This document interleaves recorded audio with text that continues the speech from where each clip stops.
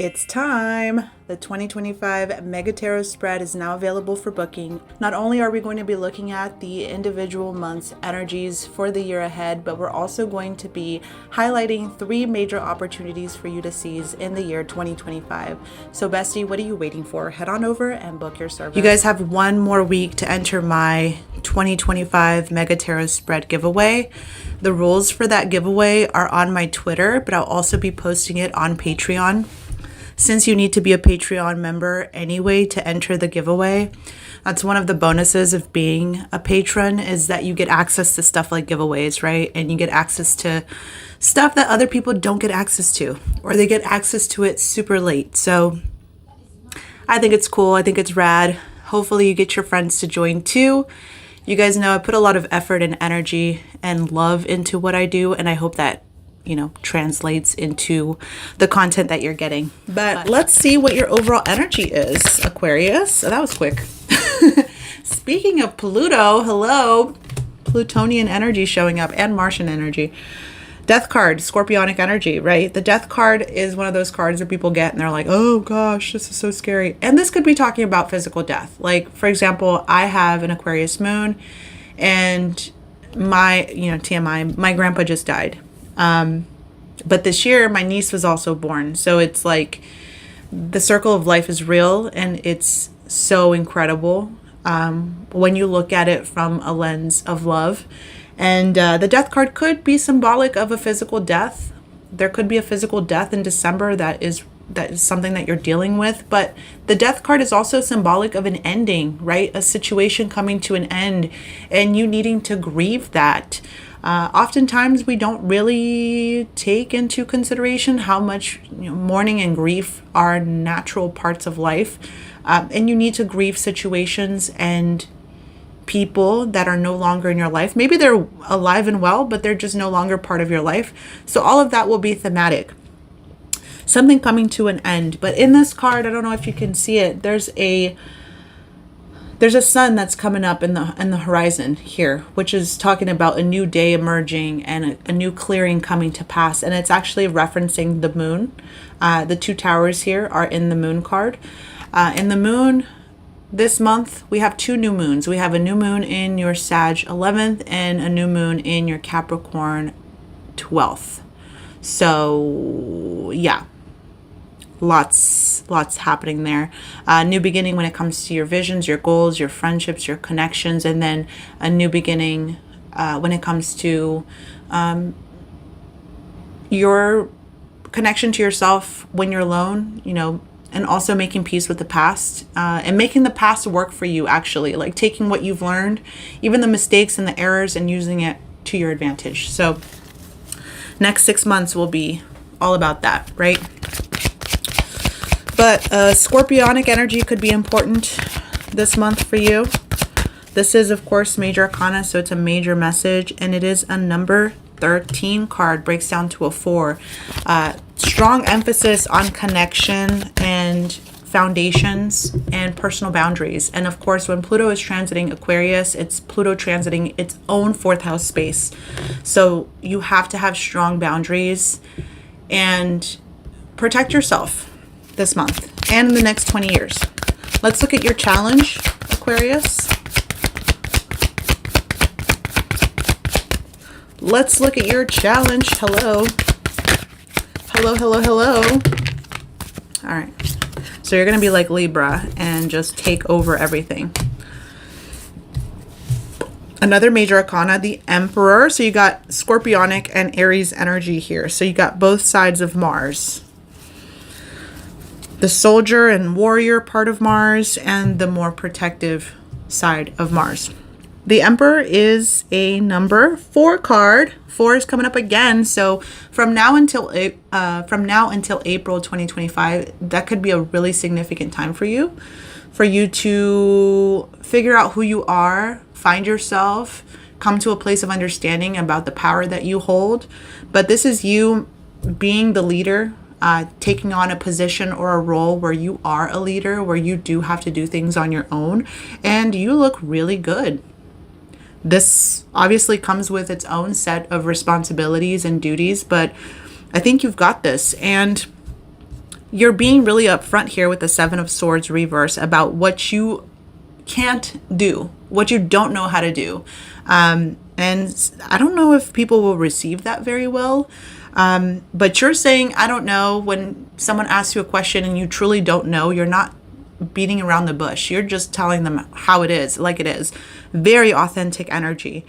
This is also coming clean. Like I said, you are going to be encountering parts of yourself while Pluto's transiting your first house that may not be all that pleasant, okay? May not be all that fun and great. Ask Capricorns. They've had Pluto in their sign for the past 14, 15 years.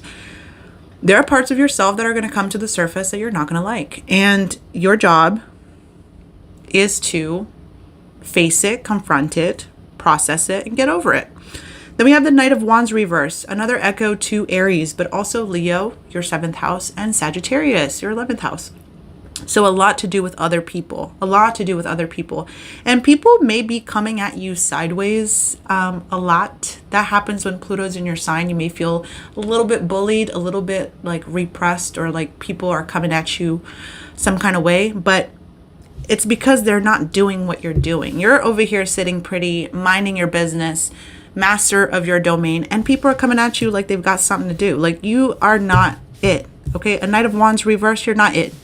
You're nothing but a Page of Wands masquerading as a knight, first and foremost. And then we have this person over here that may be coming to the surface as being someone who has stolen from you or taken something from you, plagiarized your work.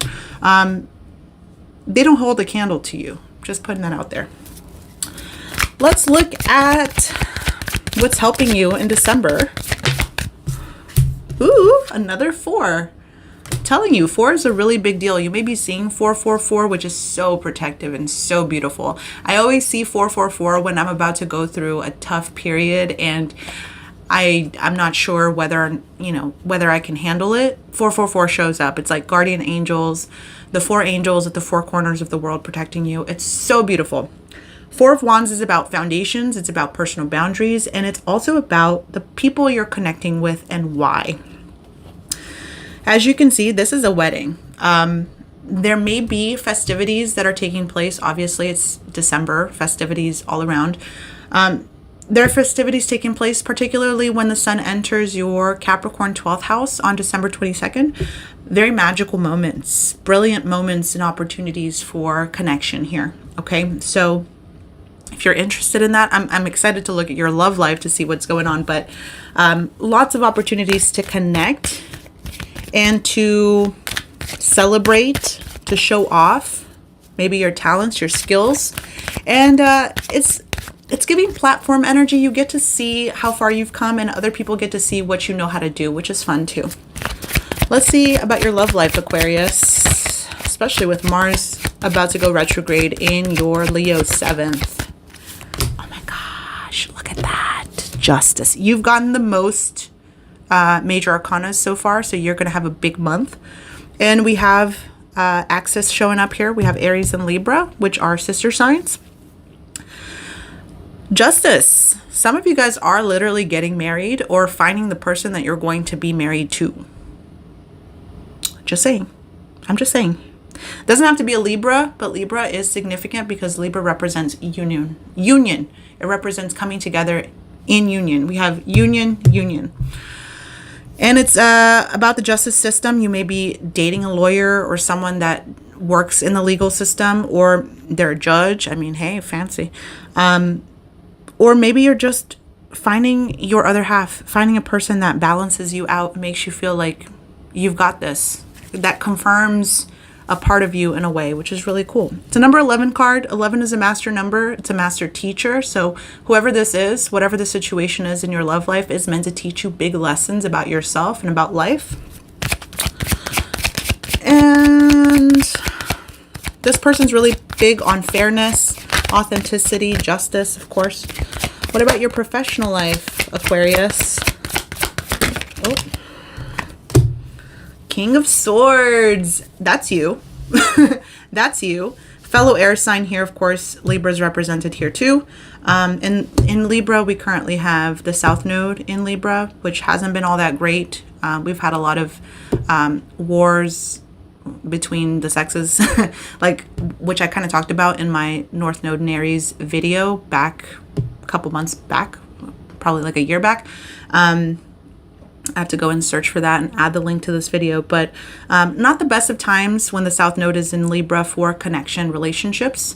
So I don't want you to feel like something's wrong with you if you're not in a relationship or things aren't working out on that front. It's kind of like an everybody type of thing. We're all moving towards independence and autonomy and being single, while the North Node is in Aries. And then we have Chiron stationing direct in Aries, which we'll talk about in the mid-month. That's happening this month. We also have Neptune stationing direct in Pisces happening at the last week of the month as well. We'll talk about that later. But the King of Swords is Libra, Gemini, and Aquarius energy. So like I said, you're in your own reading, which I love. And this is you being a powerful source of knowledge and information. And you have this abundance of experience and a knowledge base that is putting you in a high rank. So you may be achieving a sort of new level of rank, or a new rank in general. Maybe in your professional life you are moving on up because of what you know, because of what you've seen, because of who you've talked to and who you've connected with. And some of you guys could be becoming a mentor to someone, or becoming a boss, becoming a supervisor, manager, you know, getting up there in your career.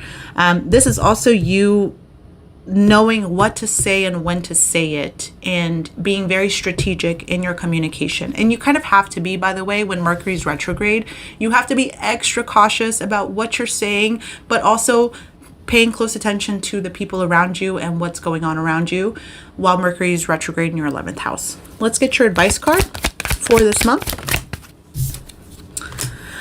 Aw, 10 of Cups. We love to see it. 10 of Cups is a reminder that things are going your way, even when they don't feel like it. 10 of Cups is the happiest card in the minor arcana. In the major arcana, that would be the Sun. They are kind of different octaves of each other, but the 10 of Cups shows a happy family, happy life, happy everything. This is you needing to choose to see the good side in things and choose optimism, choose positivity. Okay, it's not something that's just going to happen. You have to take initiative on that. So awesome reading, Aquarius. I hope you guys enjoyed. Thank you for joining me, and I'll talk to you in the mid-December readings. This is Astro Baby 91. Bye.